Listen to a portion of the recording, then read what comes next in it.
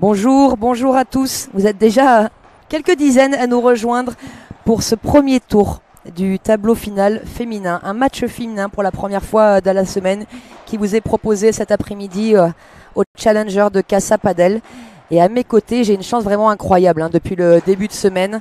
J'ai cette fois à mes côtés Benjamin Tison, vice-champion de France en titre, dont vous avez pu suivre un match épique ce matin. Bonjour Benjamin. Bonjour à tous, bonjour Lynn. Merci Benjamin d'avoir accepté de venir commenter à mes côtés. Super expérience. C'est un plaisir pour moi aussi. Alors on va commencer par vous présenter ces 4 joueuses. Vous avez peut-être reconnu 2 d'entre elles qui sont de nouveaux adversaires 3 jours après la finale du championnat de France au smash actuellement au filet avec le débardeur blanc Alix Colombon, triple championne de France en titre, née en 93, joueuse de droite, numéro 28e mondial. 48 matchs déjà joués cette année sur le World Padel Tour, 21 victoires. Des quadros, des quadros et des quadros, ça veut dire des tableaux, à chaque fois tableau final. Elle rentre directement en tableau final maintenant, cette paire-là. 7 fois, elles ont réussi à passer les 16e et accéder aux 8e de finale. Et l'année dernière, elles avaient même réussi à atteindre une fois un quart de finale à l'Open de Murcia. Le coach Alday, le même coach qu'une certaine Marta. Une certaine Marta qui gagne pas beaucoup. Qui gagne pas beaucoup, à part à peu près 2 fois sur 3, je crois, les Masters. Marta Marrero, bien sûr. Coach physique Dani Ozès, également le coach physique de Marta Marrero. Et puis prépa mentale pour ces 2 joueurs, Eva Molera. Sa partenaire que vous découvrez sûrement en France, et puis que vous ne découvrez pas pour ceux qui suivent le circuit du World Padel Tour. Sa partenaire espagnole, Alix Nicole Traviesa, espagnole d'origine, née en 99, joueuse de gauche, numéro 33e mondial. 83 matchs à son actif, 41 victoires, tout comme Alex. Elle intègre systématiquement le tableau final des Challengers, des Open et des Masters. Elles auraient déjà réussi 7 fois à passer le premier tour. Malheureusement, Ben, très souvent, elles tombent derrière contre une grosse tête de série. Exactement, c'est souvent ce qui se passe. Elles gagnent très souvent leur premier tour, je dirais 8 fois sur 11 à peu près. Et derrière, elles ont des gros matchs à chaque fois à faire. Mais petite anecdote marrante, quand elles ont joué Marta avec Alix et Nicole, la première fois le coach est resté en tribune, la deuxième fois ça a été demandé qu'elle soit sur la chaise de Marta et non pas d'Alix. Donc c'est qu'elles avaient un petit peu peur d'Alix quand même la deuxième fois. Petite anecdote marrante. Oui, alors même pour appuyer un petit peu ce que tu dis, moi j'ai vu un petit peu ces matchs-là contre les Marta et elles jouent principalement sur Nicole oui. Quand même. Alix de toute manière, et sur les matchs que j'ai vu au World Padel Tour, j'en ai vu 4 ou 5, est souvent un peu moins joué que sa partenaire. Sa partenaire est très solide, ne fait pas beaucoup de fautes. Peut-être un petit peu manque de puissance par rapport à ce que Alix dégage, en tout cas sur les matchs que j'ai pu voir. Alors est-ce qu'il ne serait pas intéressant peut-être un jour pour Alix de passer à gauche ? Je ne sais pas si c'est dans l'air du temps, je ne sais pas si elle en a envie, j'en ai jamais parlé avec elle pour le coup, mais pourquoi pas. En tout cas Alix c'est une très très bonne joueuse. Je pense que dans très peu de temps, elle fera encore mieux que ce qu'elle fait déjà maintenant, qui est déjà extraordinaire, puisque c'est la meilleure française et de loin. Alors, donc Nicole qui a commencé le padel à 12 ans, donc il y a 8 ans, puisqu'elle a 20 ans. Elle a fait 4 ans de tennis auparavant. Son coach, donc Juan Alday, coach mental Eva Molera. Elle a fait 3e place dans les championnats d'Espagne avec la Catalogne, numéro 5 catalane, championne de Catalogne en 2019 et championne également par équipe de Catalogne. Voilà un petit peu pour la présentation de cette paire franco-espagnole. Et face à elle, une autre paire franco-espagnole, la joueuse de droite qui est actuellement sur le terrain, Maria Vera, née en 94, joueuse de droite, donc de Madrid. Elle est numéro 109e mondial. Cette année, c'est une année difficile pour Maria, 33 matchs à son actif, seulement 4 victoires. Elle a pris que des premiers tours en 2019 et depuis son association avec Melissa, elles ont eu 2 fois 2 mauvais tirages. C'est leur 2e World Padel Tour ensemble. Et là, c'est vrai que c'est un mauvais tirage encore une fois pour la paire Maria-Melissa. C'est sûr qu'il y a plus simple que jouer Alix et Nicole au premier tour. Bon, après, elles sont en tableau final, en wildcard. Il n'y a que des grosses équipes malheureusement aussi. Exactement, que des grosses équipes. Nous compris. Exactement. Donc, on en parlera plus tard. Maria, elle a fait du tennis avant de se mettre au padel. Elle a arrêté suite à une blessure au niveau de la rotule du genou. Elle s'entraîne à Madrid, dans le club de Brunete avec Karina Bertin. C'est le club de Gabi Reca et d'Hector Binete. Hector Binete qui est le coach actuel de Melissa Martin. Elle a un travail à côté, Maria, parce que vous me posez souvent la question et je vous réponds de suite. On ne gagne pas encore sa vie au padel. Hein, Ben, tu pourras nous en parler un petit peu C'est plus. sûr, on en parlera plus longuement sur les changements de côté tout à l'heure, mais c'est pas facile. Donc elle travaille en tant que prof de sport à la fac et elle donne également quelques cours de paddle dans son club. Voilà, et donc elle est associée à sa gauche à Mélissa Martin, française, née en 90. Mélissa, elle est pour l'instant numéro 127. Elle a décidé, tout comme toi Ben, de s'exiler en Espagne, elle du côté de Madrid cette année. Exactement. Elle a déjà joué 10 matchs pour 4 victoires. Elle a fait du tennis jusqu'à ses 17 ans, classée 1-6. Et elle a commencé le padel il y a moins de 3 ans. Maintenant, membre de l'équipe de France, Mélissa, qualifiée également pour les championnats d'Europe qui vont avoir lieu dans un mois à Rome, puisqu'elle a été tout comme toi et Adrien finaliste du dernier championnat de France. Exactement. Coach physique Rolleré Rodriguez, le coach de Paquito Lebron, le coach également de Laura Clergue. Et elle est actuellement classée numéro 2 en France au classement français. Voilà, on est parti. Première Vibora faute de Mélissa qui a essayé d'être agressif tout de suite. Alors Gia Pizzi, hola, gracias por la transmission, avec grand plaisir, me gusto. Grand merci bien sûr à Padel Magazine et Franck Binissi de vous proposer tout ça. Edouard, tu es là, on est présent, de loin mais présent. Oui, on sait, hein, vous nous suivez, ça c'est vraiment agréable de vous voir autant connectés sur ces matchs, sur ce challenger de Casa Padel. Pardon. Gracias Padel Magazine pour la buena transmission, muy buena calidad d'imagen. Voilà, du très grand travail de pro, en effet, de la part de Franck Binissi et Padel Magazine. Et 0,30, on a pu voir un très beau retour de Chiquita et de Nicole qui a permis à Alix de monter au filet tout de suite et d'être très agressive. On peut voir une des phases de jeu qui, je pense, va être utilisée par Alix et Nicole. 15-30. Alors Chiquita, on va vous expliquer régulièrement tous ces termes, qui est une balle qu'on vient jouer dans les pieds d'un volleyeur pour l'obliger à jouer une volée en dessous du filet et derrière suivre en avançant au cas où la balle remonte un petit peu et vous puissiez la prendre de volée. Exactement. 30A. On voit Mélissa et sa partenaire qui essaient d'être très agressives à la volée, de ne pas laisser de temps à Nicole et Alix de s'installer. Petit retour chanceux. Ça va être un peu peut-être leur seule chance aujourd'hui d'embêter Traviesa Colombon. Hein. Je pense qu'elles vont devoir un peu forcer leur coup entre guillemets pour essayer de déranger au maximum Nicole et Alix. Alors on voit du coup voilà, ce qui met Mélissa à la faute, mais c'est dans un sentiment de vouloir faire mal à l'adversaire. Et comme je vous dis régulièrement, on m'a entendu beaucoup le dire, il vaut mieux faire une faute en étant juste tactiquement que chercher quelque chose de faux. Exactement. À force de vous entraîner, de répéter, ça passera forcément. On a pu assister au premier break du match du coup pour Alix et Nicole.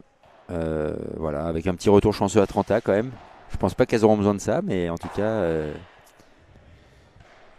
Mais ça se provoque la réussite. Exactement. Il faut aller la chercher.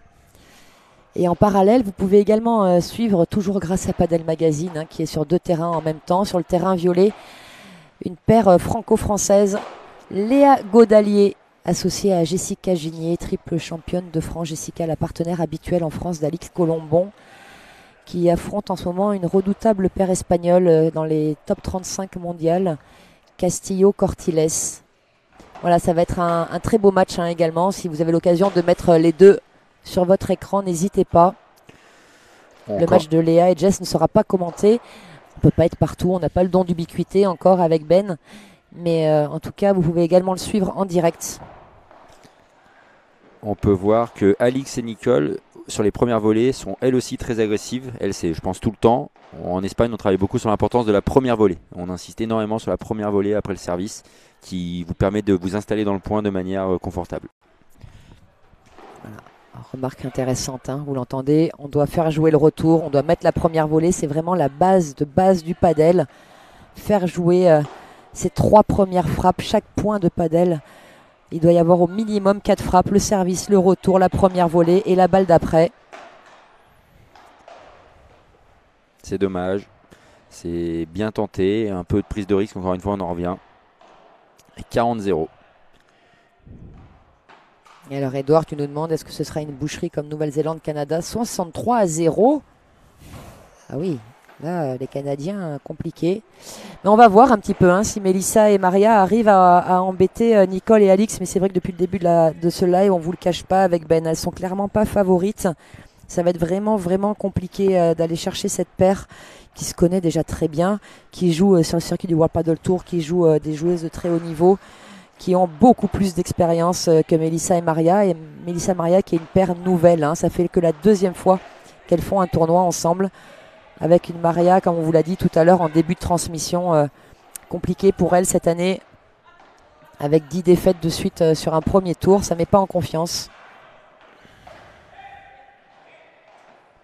Voilà, mais Ben vous l'a bien dit, hein, c'est déjà tellement incroyable d'être là. D'avoir la chance de participer à ce tableau final du Challenger de Casa Padel. C'est sûr. C'est sûr que c'est une très belle opportunité pour les Françaises, et notamment en ligne aussi après, de jouer contre des filles qui sont à la base très fortes et plus fortes que ce qu'elles ont l'habitude de rencontrer. Je pense que c'est une très belle expérience pour tout le monde. Et petite faute de Nicole. 15A. Ça va être très important, je pense, pour Melissa et Maria, si elles veulent s'en sortir, d'être capables de ne pas donner de points sur les premières frappes. Comme disait Lynn, c'est la base du paddle, mais ça va être de ne pas essayer de trop surjouer non plus pour pouvoir laisser le point s'installer. Après, vous allez voir que c'est très compliqué parce que Alix et Nicole ont une maîtrise du paddle qui est grande. Hein, et comme disait Lynn, elles ont l'habitude de jouer ensemble en plus. Voilà, vous avez vu Alix qui a pu faire un lob, mais alors très profond. Tout de suite, elles ont pu reprendre le filet du coup, alors que le service de Melissa était quand même très long, très bon, mais aucun problème. Deuxième petite faute de Nicole dans le jeu, deuxième au match, 30-15.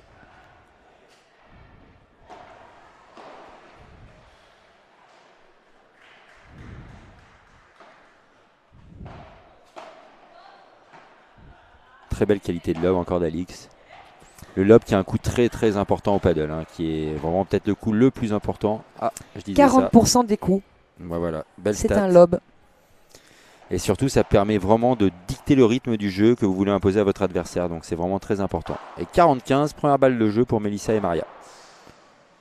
Et là, on vous en parlera un petit peu tout au long, comme depuis le début de semaine. Il existe différents lobs, des lobs défensifs, des lobs offensifs. Mais dans tous les cas, comme on vous le dit si souvent, il faut lober que quand on est en situation favorable. C'est important de ne pas tenter un lob quand vous êtes vraiment pas bien. Là, voilà, c'est un lob moyen de la part d'Alix. Voilà. Très beau lob. Vous avez pu voir deux types de lobs déjà dans ce point. Un lob tendu et puis un lob un peu plus haut après. Voilà, ça c'est un lob offensif. Voilà. Slicé. Superbe. Bravo.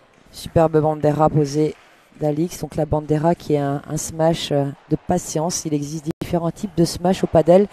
Les banderas et les vibora qui n'existent qu'au padel d'ailleurs. C'est vraiment un coup spécifique paddle, exactement. Alors tu peux peut-être expliquer la différence, Ben? Alors, une vibora va être prise un peu plus sur le côté avec un effet slicé qu'on apparaîtrait à l'effet slicé au tennis. Pris, on va dire, voilà, vraiment sur le côté, dans un but quand même assez agressif pour, on va dire, quand on a bien les deux pieds au sol et qu'on est bien dans le terrain. Alors qu'une bandera va être utilisée quand on est un peu plus loin pour garder le filet. Ça va être une balle très lente, prise en plateau, un peu comme on va dire une volée haute au tennis un petit peu, et qui va permettre normalement de reprendre le filet. Après, avec l'évolution du paddle depuis maintenant 5-6 ans sur le World Padel Tour, il y a beaucoup moins de joueurs qui utilisent des banderas. Parce que dès que les joueurs se mettent en proposition bandera, les adversaires viennent au filet bloquer la bandera un petit peu. Donc c'est de plus en plus compliqué de la jouer. Mais c'est un coup qui est encore quand même un petit peu utilisé. Alors pour ceux qui nous ont suivis hier lors du match de Scat, ou peut-être le tien, je ne me souviens plus, où je commentais avec Jo. Jo avait vraiment le même type d'explication. Hein. J'ai essayé de piéger ces deux joueurs que sont Johan Bergeron et Benjamin Tizan, mais tous les deux ont très bien répondu à cette différence et on dit la même chose. Voilà, avec l'évolution du padel, de moins en moins de bandera, de moins en moins de match plateau d'attente, parce que les joueurs se font contrer de plus en plus, mais la bandera en général se joue quand vous êtes derrière la ligne du carré et la vibora se joue quand vous avez légèrement reculé, mais vous voulez vraiment être agressif. Et ensuite il y a les smashs par 3 ou les smashs claqués que vient de faire Melissa par exemple. Que Nicole avait touché le filet pour moi. Ah, j'ai pas fait attention à ça, bonne petite remarque. Il me semble vraiment, il faudrait voir si on peut voir au ralenti. Il y a une justice. Oui, il y a une justice. Avec son genou, il me semble que le filet a bougé. Alors bien sûr, si vous touchez le filet avec n'importe quelle partie de votre corps ou avec la raquette avant la fin du point, vous avez perdu le point au padel. Hein. Deuxième ou troisième balle de jeu pour Melissa et Maria. Je pense que ça leur ferait du bien de prendre ce jeu aux filles. Oui, ça va être compliqué de commencer avec un double break. Hein. Ah, on a pu voir ce que disait Lynn tout à l'heure. Elle a lobé alors qu'elle n'était pas en bonne position et du coup, ils se sont mis un petit peu en difficulté. Mélissa qui accélère. Beau contre de Nicole. Et oui, le danger quand on y va et que la balle ne sort pas du terrain, comme on dit, c'est qu'on peut se faire contrer et que c'est très dur de gagner le point derrière. Les filles, pour information, jouent avec des Head Pro S. C'est des balles un petit peu plus vives que celles utilisées pour les garçons qui sont des Head Pro tout court. Donc c'est ce qui permet que la balle, normalement, sorte un petit peu plus facilement du terrain. Voilà. Et elle dure aussi un peu plus longtemps. C'est très utilisé dans les groupes d'entraînement en Espagne pour que les paniers durent longtemps. Les balles sont de qualité et voilà, et ça dure longtemps. Et balle de break, balle de double break. Voilà, on voit là toute la difficulté pour Mel et Maria d'aller chercher ce match. Ça va être qu'il va falloir faire un match plus que parfait à chaque frappe, parce que la moindre opportunité telle que celle-là sera directement sanctionnée par un smash gagnant ou une volée gagnante. Et double break déjà pour Alix et Nicole qui mènent 3-0 dans ce premier set. Je trouve que Alix et Nicole font beaucoup de lobes dès le retour. Elles ont dû identifier peut-être une petite faiblesse, notamment beaucoup de lobes parallèles, que ce soit sur Maria ou Mélissa, mais en tout cas ils abusent des lobes complètement. Même si ça leur a peut-être joué 1 ou 2 points, mais au final elles remportent le jeu et je pense qu'elles sont assez sûres de leur qualité de lob. J'ai l'impression. Peut-être qu'elles préparent aussi le match d'après, mine de rien, même si c'est dur de dire ça, mais voilà, encore une fois, Alix et Nicole qui devraient quand même passer ce premier tour. Et elles joueraient, donc le vainqueur de ce match rejoue demain à 19h. Si c'est Alix, normalement, ce sera sur le central. À la suite de ce match, mon cher Ben, je vais t'abandonner, te laisser tout seul au micro. Tu vas nous faire le plaisir, me faire le plaisir de me remplacer pendant que j'irai jouer peut-être l'unique match de ma vie sur le World Paddle Tour. Je vais louper ça du coup. Tu suivras de loin. Mais tu auras le plaisir de commenter nos triples champions de France en titre. Ça me fait mal de le dire, mais nos triples champions de France en titre, ça me fait moi-même très plaisir de les commenter. Ils affrontent une paire incroyablement forte, puisque c'est Javier Rico qui est 29 mondial et Sébastien Néron qui est 49 mondial. Donc la marche est très haute, mais on sait que Joe et Bastien sur un match peuvent se sublimer. Sans mentir, on sait que ça va être très compliqué, mais on croit à un énorme match en tout cas de la part de Joe et Bastien. Et je vous donnerai quelques petites infos croustillantes pour ce match. C'est dommage. Je le réécouterai, je pense, plus tard. Il y a une balle qui est passée sous les gradins là.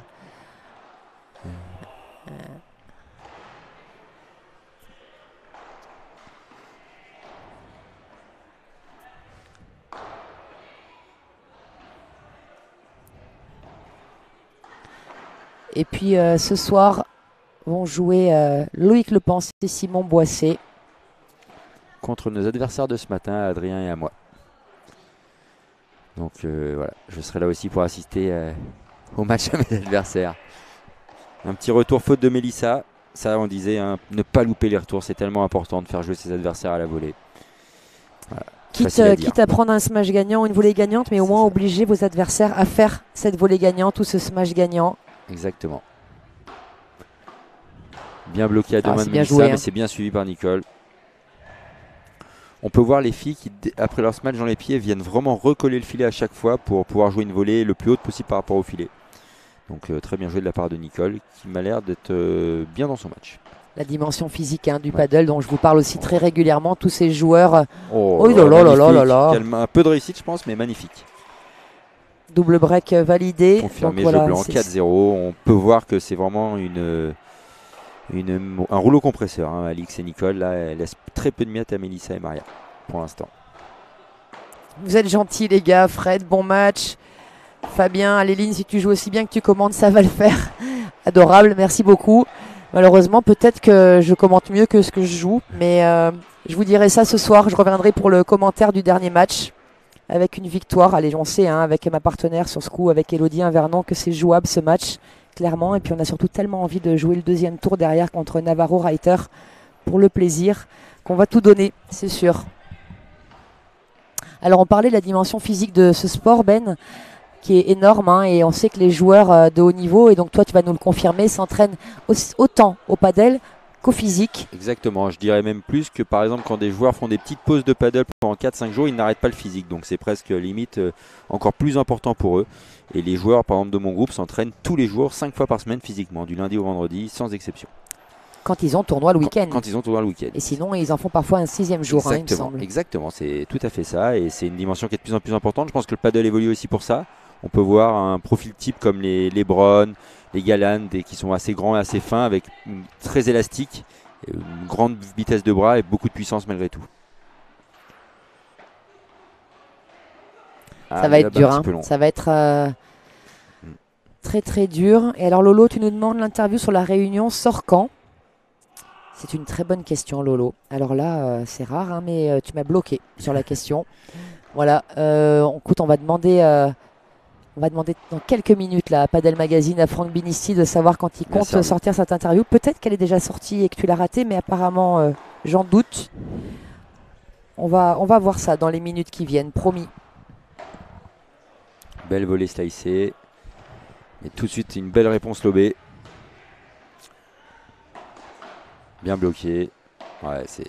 Et oui. On voit les limites dans la défense de Maria et Mel, mais principalement de Maria, où le jeu s'oriente beaucoup à la laisser en fond de cours et elle a beaucoup de mal sur certaines défenses là qui, normalement, vous avez vu ces derniers jours, posent pas spécialement de problème sur les hommes qu'on a pu voir jouer, ces doubles vides, ces balles très basses. Toi, Ben, je disais, tu as énormément progressé en défense, incroyable. Hein. En ce moment, ouais, c'est vrai que je me sens de mieux en mieux en défense. Je suis pas encore au niveau des meilleurs Espagnols qui font ça depuis très longtemps et on voit qu'ils sont encore plus à l'aise.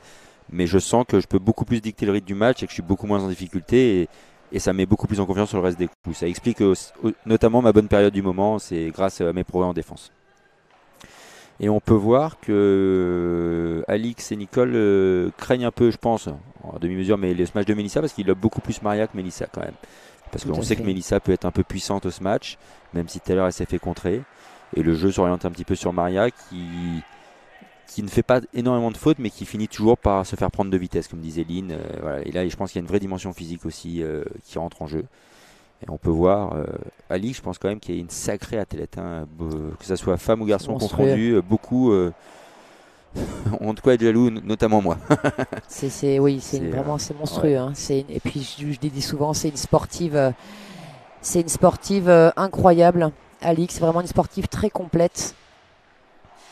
Voilà, et pour très bonne joueuse de foot. Voilà, pour avoir joué un peu au foot avec elle au Paraguay, elle est très très forte, très très bonne techniquement et c'est une vraie bonne joueuse de foot. Et alors que dire de son niveau tennis qu'elle a eu, championne de France avec Jessica Ginier en double donc, et puis classée à la WTA à l'époque. Alix qui joue pas au paddle depuis 25 ans, Alix qui joue au paddle depuis 3 ans peut-être, 4 ans. Peut-être 4 ans maintenant. 4 ans maintenant, sa 4e année. Moi, je crois. Voilà, c'est incroyable. Beau lob de volée de Melissa, un beau lob. Mais derrière tout de suite, elle reprenne le filet. Ouais, voilà. Bravo. Voilà la différence physique dont vous parlez, Ben, il y a quelques instants. Ça, c'est normalement des balles qui doivent être défendues, mais Maria elle a un peu du mal sur les replacements avant-arrière, sur les déplacements avant-arrière, des déplacements qui posent par exemple pas du tout de soucis à une sportive comme Alix ou comme Jess aussi. C'est vraiment, on le sait, leur qualité à cette équipe, à ces triples championnes de France. C'est cette facilité, cette faculté qu'elles ont d'aller avant-arrière en une demi-seconde. Maïvo également, pour ceux qui connaissent, très très bon qui est également très forte là-dessus. Alors pas cette année bien sûr avec sa rupture des tendons d'Achille, mais oh là là, ça arrose. On peut voir les deux dernières frappes que Melissa a forcé son lob et forcé sa frappe parce que je pense qu'elle voit pas de solution, qu'elle ne sait pas trop comment prendre le jeu à son compte et que du coup ça entraîne des grosses fautes. C'est ce qu'il faut essayer de plus possible de ne pas faire au paddle, même si on le fait tous, c'est que même si votre adversaire est plus fort que vous, et on peut le voir 6-0, ne pas donner les retours et des fautes en une de frappe, essayer de faire durer le plaisir, c'est quand même un super moment d'être là. Et le danger, c'est de vouloir surjouer, de se frustrer parce que par manque de solution. On est tous conscients de l'écart de niveau entre ces deux paires, mais je pense qu'il y a quand même moyen de faire un petit peu mieux pour Melissa et Maria en posant un peu plus le jeu. Ça reste que mon avis, bien sûr. Oui, il y aurait plus des chances parce que je pense que Alix et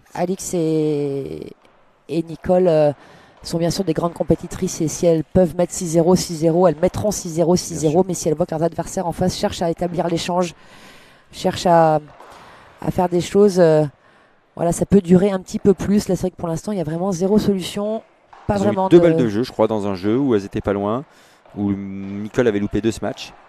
Après, une forme de respect, c'est de respecter ses adversaires et de jouer à fond jusqu'au bout. Et pour ça, Alix et Nicole, j'ai aucun doute là-dessus. Comme d'ailleurs Alix et Jess au championnat de France, qui ont gagné quand même 3 fois 6-0, 6-0. Et c'est assez impressionnant. Et pour avoir vu les matchs, les adversaires se sont battus jusqu'au bout. Mais Alix et Jess, par respect pour les adversaires, jouent à fond du début à la fin. Et moi, j'apprécie beaucoup. Un peu à la Nadal au tennis. Et Exactement. elles sont là et elles respectent les adversaires. Je trouve ça très bien. C'est vraiment agréable, ouais. Elles vous respectent toujours, mais voilà, si elles peuvent vous enfoncer, elles vous enfonceront. Et donc début de deuxième set. Allez, je pense que c'est important pour Melissa et Maria maintenant, tout de suite, de faire un bon premier jeu là pour montrer qu'elles sont là. Et voilà, se libérer un peu de cette pression de ne pas marquer de jeu aussi, il faut dire quand même qu'on a tous en tant que joueur de paddle. Là on a pu voir Melissa qui a voulu passer au-dessus mais qui n'a pas été assez véloce. On peut vraiment voir qu'en volley, Nicole et Alix prennent toujours le dessus, hein, presque tout le temps. Par 4. Ouh non, elle a boisé son smash et amorti gagnant. Elle est magnifique. Magnifique de la part de Maria. Alix, elle en revient pas, elle se demande ce qui s'est passé. Parce qu'Alix n'a même pas regardé, je crois, parce qu'elle était tournée pour voir où aller par 4 et a fait ce match amorti. Bien joué, c'est comme ça. Voilà les solutions qu'on parlait. Faut boiser 48 fois de suite pour gagner le match maintenant. Ouais, c'était voilà, bon, un smash gagnant donc. Hein. Il compte dans les stats, c'est important. Ah, bien. Ah, elle a poussé au centre, mais ça remonte un peu. Qu'est-ce qu'elle remonte cette Bandera? Et surtout que je pense qu'elle était en position d'accélérer justement celle-là. Et là, elle était en position de faire une Vibora par exemple. Hein, et elle a fait une Bandera. Et Alix, il va derrière. Hein. Boum, elle s'est écroulée sur le filet. Donc voilà, point pour Alix et Nicole. Et 15A, pardon.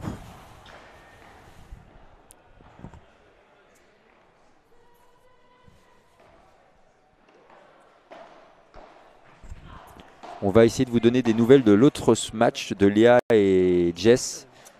Dans pas longtemps. Super volley amorti de Maria, bravo. Et donc Lynn va nous donner des infos sur le match d'à côté de Léa et Jess tout de suite, je pense. Oui, exactement. Apparemment, Jess et Léa qui sont en train elles perdaient 4-1 il y a quelques minutes. Mais alors pour ceux qui suivent le match en direct, là, on a un espion sur place qui vous met régulièrement le score sur les commentaires. Et 2 balles de jeu pour Melissa et Maria. Allez, il faut les mettre, ces balles.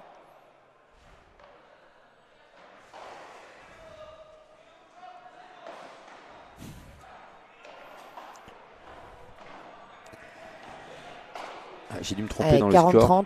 30. 45, non, c'est bien. Voilà, c'est moi qui avais raison. Voilà, Ben est là, il a suivi. Deuxième balle.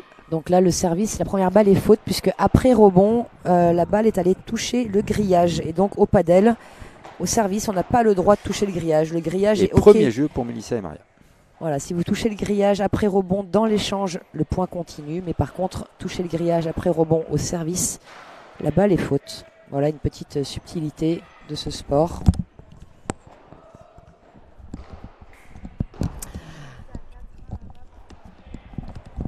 Kevin, Olaline, ça baisse. Ben, c'est une question pour toi. Ça baisse si Tison, Maigret, Scatena, Banaru, Gardel, WPT des Menorca. Alors, Scatena, oui, va le faire. Je ne sais pas si je peux dévoiler l'info, si c'est sorti. Je crois que c'est sorti. Donc, il va le faire avec Willy Laos, il me semble, Menorca. Donc, directement en Prévia. Et va y avoir mon partenaire d'Amérique qui va le faire avec Johan Bergeron. Première association pour les deux joueurs. Il faut savoir que Jérémy Scatena et Johan Bergeron enchaînent à Milan là pour un FIP jeudi ou vendredi en fonction du résultat d'ici de Johan bien sûr. Et derrière, donc Johan et Adrien joueront ensemble pour une première association qui devrait faire des étincelles, je pense, parce que c'est deux joueurs qui peuvent être très complémentaires. Et donc voilà, j'en souhaite le meilleur. Moi j'avais besoin d'un week-end de repos, donc moi je ne serai pas à Minorque ce week-end-là, d'où mon absence avec Adrien. Toi, le staccanoviste des terrains. Oh là là, qu'elle est belle cette barrada de Maria là qui serre le point. Voilà, ce genre de réaction qu'on veut, c'est aussi son rôle de le faire, hein, ce genre de frappe, de montrer qu'elle peut le faire. La barrada, donc, qui est un retour de vitre qu'on vient accélérer de haut en bas. Bien retourné derrière. 15-30, allez. Voilà Kevin, j'espère que tu as compris la réponse de Ben, sinon il peut essayer de te la faire en espagnol. On va éviter pour les oreilles des personnes pour l'instant en espagnol. N'hésite pas à nous dire si tu as compris la réponse ou pas. Et 30 très très beau smash de Nicole qui est venu couper tout de suite très agressif comme je vous le disais sur les premières volées.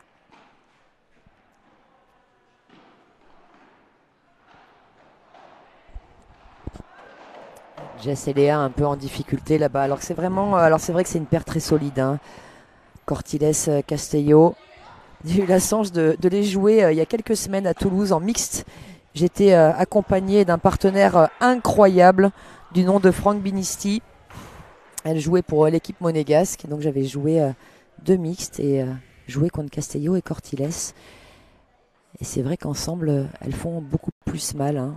On avait réussi à gagner avec Francky au super tie-break à chaque fois. Ah, 2 petites fautes forcées de Mélissa. C'est cadeau, tout ça, c'est cadeau. Mel qui s'excuse, ouais, mais c'est vraiment. Ça fait énormément de retours quand même depuis le début du match, hein, qui sont dans le filet ou dehors direct. C'est ce que je vous disais, je pense que la paire Mélissa et Maria essayent d'être agressives pour ne pas laisser Nicole et Alix mettre leur jeu en place, mais du coup il y a beaucoup de fautes directes. Allez, égalisation à un jeu partout dans ce deuxième set. Il est, je pense, très important pour Mélissa et Maria de tenir le plus de jeux service possible pour à s'en gêner. En plus, on peut parler du manque de match ensemble, on peut le voir sur cette frappe-là. C'est des fautes un peu évitables, je pense. Automatisme qui manque, mais également communication. Exactement. Très beau service par contre, là. Belle volée derrière. Et ça agressive, et voilà, c'est exactement ce que Mélissa doit mettre en place. C'est-à-dire que là, elle a été agressive, mais c'est des choses qu'elle contrôle, le service, la volée, le smash, et pas des coups qu'elle force comme au retour, où c'est vraiment trop de prise de risque. Très beau, très bel enchaînement. Par contre, sur 3 frappes, on peut voir l'étendue du talent de Mélissa. Voilà. Ah non. Derrière, je dis ça, double faute. Bon. Mais non. Bon.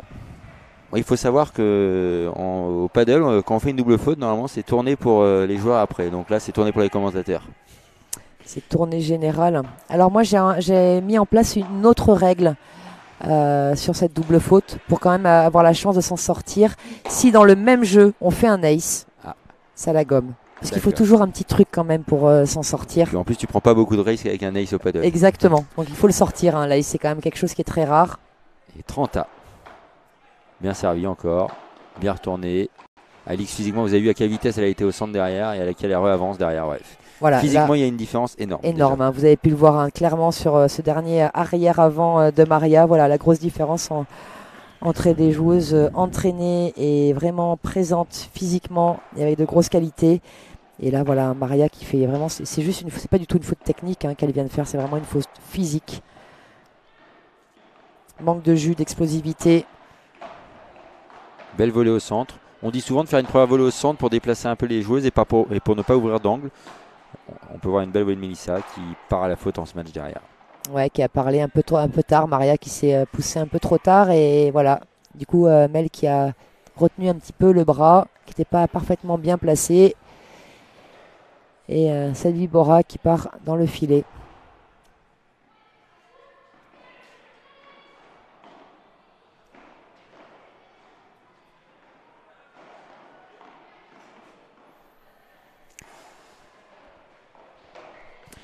On profite de ce changement de côté pour remercier une fois de plus, toujours et encore, mais vraiment c'est important. C'est grâce à ce club, à ce staff, à cette organisation, à Casa Padel, qui a accepté de prendre en charge l'organisation et l'accueil de ce très bel événement, ce Challenger World Padel Tour, et à tous les partenaires tels que BWT, Joma, Ed, Bull Padel, qui seront présents, hein, toutes ces marques sur le village partenaire. Si vous êtes dans le coin, n'hésitez pas à passer. Estrella Dame aussi pour ses bières sans alcool, bien sûr. Casa Padel, les voitures Cupra ATK, voilà, qui transportent les joueurs. Voilà, belle organisation. Et les joueuses. Les joueurs et les joueuses, bien sûr. Et puis Barada, c'est marrante, elle n'est pas partie très vite. Barada un peu flottante, hein, mais personne n'a pris, ouais. C'était étonnant. Bien joué. Derrière, Mélissa va essayer de prendre le filet. Lob un peu court. Alix bloque comme d'habitude très très bien. Alors ça, elle va la défendre vraiment comme elle veut. Alix, elle était capable de faire un lob là-dessus, de la jouer au centre, de la jouer croquette croisée, de la jouer longue ligne. Toutes les options. C'est des balles qui remontent, hein, qui sont un petit peu hautes. Il faut savoir que plus vous allez slicer vos volets, moins elles remonteront. Là, on peut voir que Maria fait des volets un peu bloqués à plat et du coup, la balle remonte énormément sur la vitre.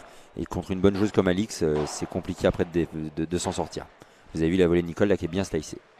Alors, on slice une volée au padel. Oula. Oh, ça c'est étonnant. Alors, Alix qui ne revient pas de ce nouveau coup inventé par Nicole.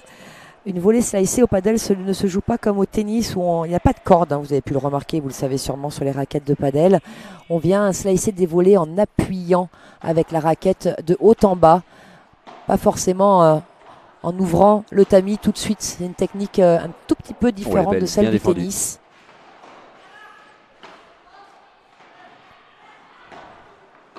On voit un peu plus d'échanges dans ce second set. C'est un peu plus accroché, mais mauvais choix de Mélissa. Voilà la dimension physique d'Alix. Arrière-avant en une demi-seconde. Elle est là, elle contre. Ça vous paraît peut-être pas grand-chose, mais ce qu'elle vient de faire, Alix, là, de passer de tout au fond sur une défense et avancer pour contrer le smash à une vitesse très importante, c'est vraiment fort. Et c'est pas facile à faire. Ça paraît peut-être facile à la vidéo, mais en vrai, ça ne l'est pas. Alors, Fabien, tu nous demandes si on prend un golden game. C'est quoi le gage ? Alors un golden match tu veux dire, ou golden set, c'est donc bien sûr, pour ceux qui ne connaissent pas, c'est quand on marque 0 points. Le gage, alors 0 points dans un jeu, pas de gage. 0 points dans un set, bon. Je sais pas si c'est... J'ai jamais vu en tout cas moi. Je crois l'avoir jamais vécu non plus. J'espère que ça ne m'arrivera jamais contre moi en tout cas. Oui, c'est ça. En tout cas, j'espère ne pas être la joueuse à vivre ça. Voilà. Mais en effet, il faudrait mettre en place un gage. Oui, c'est bien de la part de Mélissa. Là aussi, hein, elle s'est bougée là, physiquement, elle y est allée. Elle a fait vraiment l'effort. Elle a été très rapide sur la transition arrière-avant. C'est vraiment toute la différence au padel. On vous le dit, on vous le répète avec Ben, mais c'est tellement important. Très très belle volée de revers de Mélissa. Bon, en plus du physique, elle était très belle. Oh là, le retour de 8 magnifique de Nicole. Alors, Kevin me dit, gracias, entiendo francés muy poco.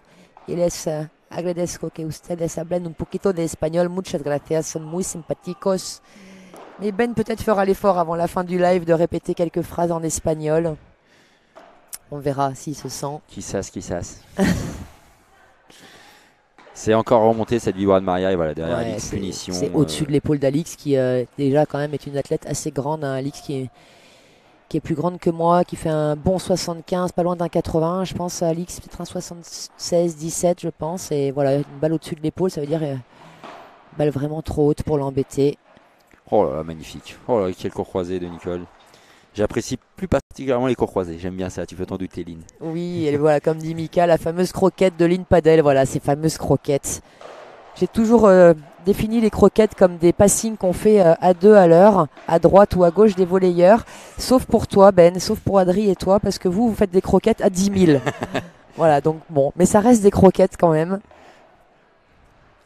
0,40, ça commence à défiler vite là.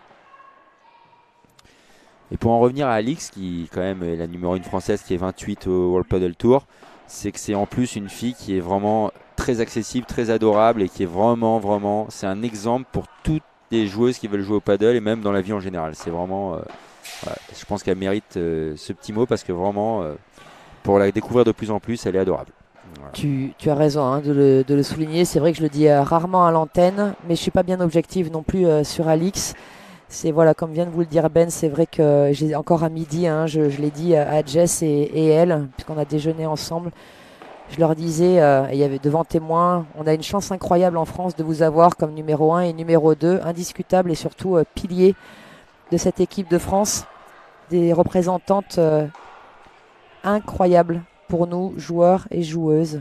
C'est vraiment de super filles. Alix qui est très appréciée hein, également en Espagne.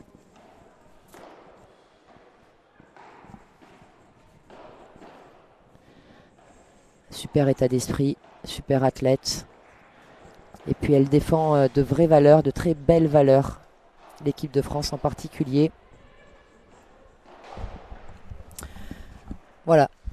Très chanceuse, très agréable. Et 4 jeux à 1. 4 jeux à 1. Et puis sur l'autre terrain là-bas, j'ai l'impression que c'est un petit peu plus équilibré entre Jess et Léa. Et Cortiles, Castello contre Anna et Jessica. Alors, j'ai pas donné les prénoms depuis tout à l'heure parce qu'en fait, il y a 2 Jessica sur le terrain actuellement. Jessica Castello qui est associée à Anna Cortiles contre Jessica Gigné associée à Léa Godalier. J'ai pu voir de loin un très très beau smash de Jessica Gigné droit devant tout à l'heure là, qui était Longue incroyable. ligne qui était superbe. Magnifique. Je l'ai vu également. Alors Lolo Padel, quand tu prends un 6-0, tu dois passer sous le filet. Oui, c'est vrai, je l'ai beaucoup entendu et vu ça également, mais c'est très masculin, hein, mon cher Lolo. C'est vrai que les filles, on le fait pas. Mais en effet, ça se fait énormément apparemment dans le padel masculin. Bien, belle barada de Alix. 15-0.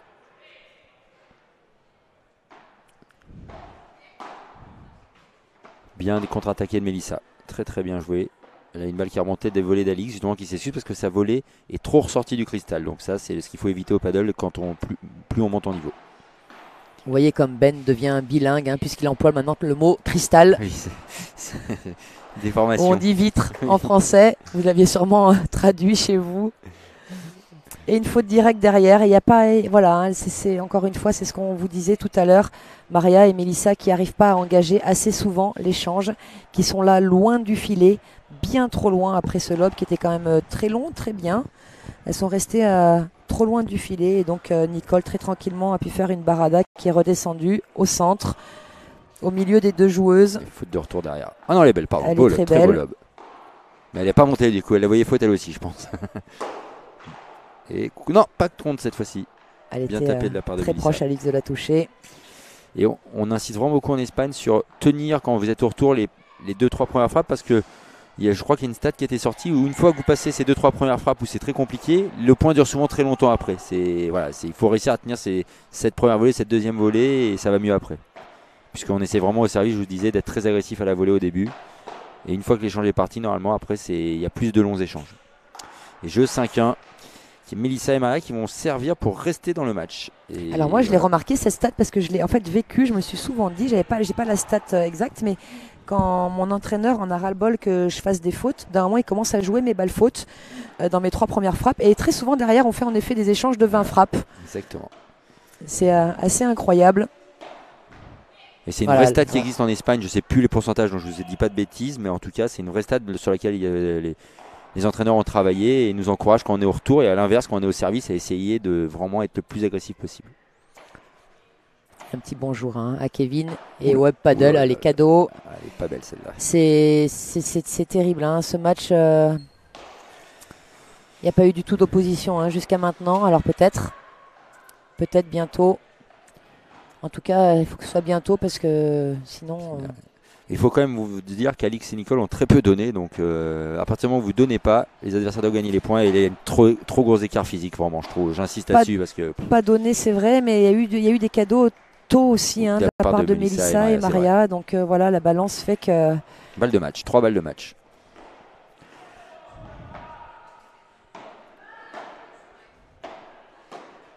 Et match. Voilà, eh bien. Voilà, 6-0, 6-1. Premier match de filles commenté depuis le début de la semaine. Un écart de niveau entre les deux paires, on le répète. Mélissa et Maria qui jouent que depuis très peu longtemps ensemble. Et voilà, sans énormément de victoires pour Maria, une saison difficile. Et en face à Nicole et Alix qui est une paire habituée au 8e de finale. Donc bon, des Masters et des Open. Donc voilà, on boxe pas dans la même catégorie comme on dit. Là c'est un peu le cas aujourd'hui. Même si on voit que Mélissa et Maria ont essayé, je pense qu'elles ont, par souci de vouloir imposer un peu un certain rythme, ont fait beaucoup trop de fautes. Je pense que ça peut être le bilan de ce match, à mon avis. Et encore une fois, félicitations à Nicole et Alix qui ont été très très solides. Qui, comme on disait avant le match, on n'en doutait pas, allaient respecter leurs adversaires et jouer à fond. Merci de nous avoir suivis. Vous avez quand même été nombreux, plus de 50-60 à chaque fois. Là, on monte à 120. 120. Voilà, 120, c'est sur le match de Léa et Jess de l'autre côté. Vous êtes quelques dizaines également. Donc voilà, Alix et Nicole qui accèdent au prochain tour demain, 19h. On pourra les retrouver avec grand plaisir. Et puis va suivre normalement, s'il n'y a pas de changement dans la programmation sur le central, Johan Bergeron, Bastien Blanquet qui ont un très très gros match contre Javier Rico Dassi et Sébastien Nerone. Voilà, des top 50. 17h30. 17h30, on sera là. Je crois pas que c'est suivi de si. Alors normalement c'est 17h30, Voilà. donc on va voir s'il commence peut-être un peu plus tôt ou pas. Le match, il est pour l'instant 16h45. En attendant, on vous invite à encourager de chez vous Léa et Jess qui combattent et c'est un petit peu plus équilibré le match. Le score se resserre là-bas sur le terrain violet. Encouragez-les, elles en ont besoin, elles reviennent et moi je leur ai dit qu'elles avaient vraiment une chance de les battre, ces Espagnols, même si elles sont très très solides, elles se connaissent très bien. De là où on est, on voit des points extraordinaires quand même. Ça joue, voilà, bravo. Elle n'a pas touché. Ouais, mais ça joue. On va pas commenter. Mais elle recommence, smash par 3 avec cri de Jess. Et il faut regarder le match d'à côté parce que ça joue très très très bien. Ça joue bien. Connectez-vous sur l'autre match de Padel Magazine et vous allez vous régaler avec ce smash, double smash frappé de Jess dont le deuxième finit par sortir. Voilà, vous l'avez à l'écran à l'instant. Merci à tous. Merci Benjamin. Et je vous retrouve d'ici 45 minutes. À tout à l'heure. Merci, au revoir.